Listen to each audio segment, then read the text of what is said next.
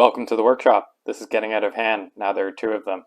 I'm wrapping up our look at interesting case materials with another San Martin SN030, this time the -T in lightweight titanium.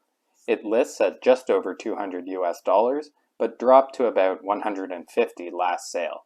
Considering we have some nice San Martin touches here, this is an affordable and interesting way to get this high-tech metal into your watch box. I will leave a link to part 1 and 2 in the description. Just to recap, the bronze comes in at around 140 USD on sale, and for the same price you can get a steel watch, and for that you'll also get a very nice San Martin bracelet. So I think every one of these versions has something to recommend it. Let's start with the weight, because that's kind of the point when it comes to titanium watches. The bronze is 82.6 grams, and these watches are otherwise identical. The titanium is 69.8 grams. So actually a bit less than I expected, given that there's a definite difference in the heft.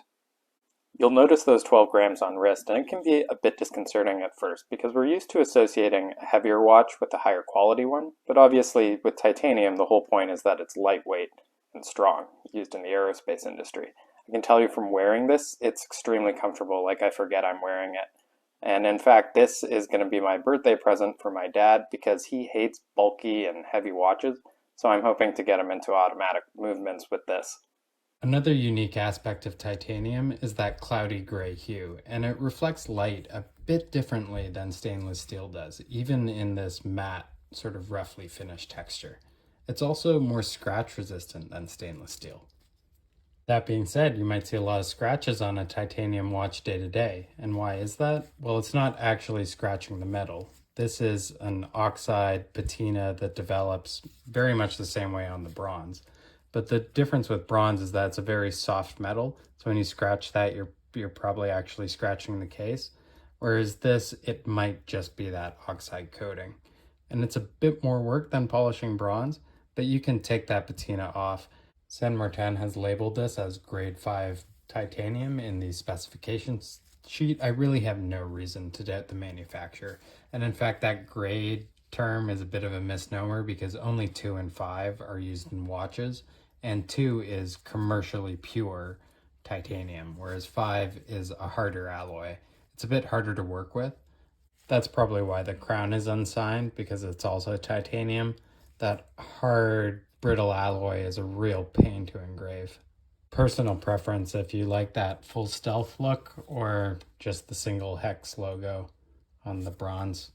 And that comes down to your opinion of the hex logo too. Either way, they're both screw down crowns and they both have a stated water resistance of 200 meters. You can see it pops out nice and easily, easy to access the different functions.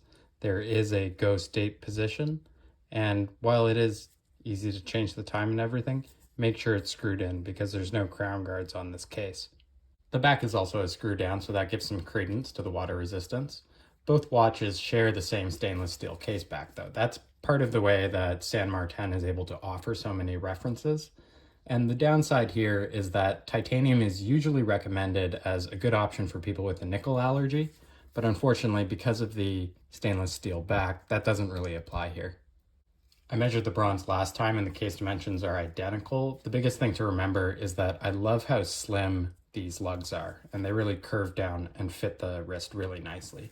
The case diameter is just under 39 millimeters, and the lug to lug is just over 48.5 millimeters. And the thickness is 12.2 millimeters. If I bring it in, you can see that slight but attractive bevel to the sapphire crystal. Another feature that we get with San Martin is a nice light anti-reflective coating on the underside of the crystal. And you get a bit of a blue reflection, but that's restrained mostly to the outside bevel. Last time I touched on how the matte dial and hands don't really match the steampunk aesthetic of the bronze case. Well, for the opposite reasons, they do really match the titanium case. And that's because it's got more of a modern utilitarian aesthetic.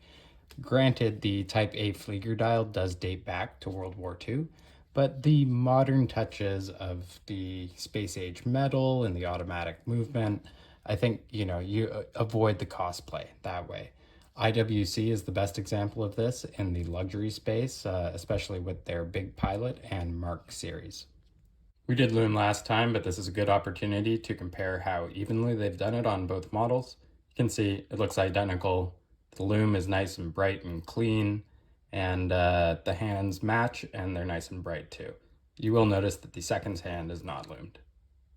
My main criticism of the watch is a user experience one. This is a YN55A movement, and it's objectively equal to its sister, the NH series.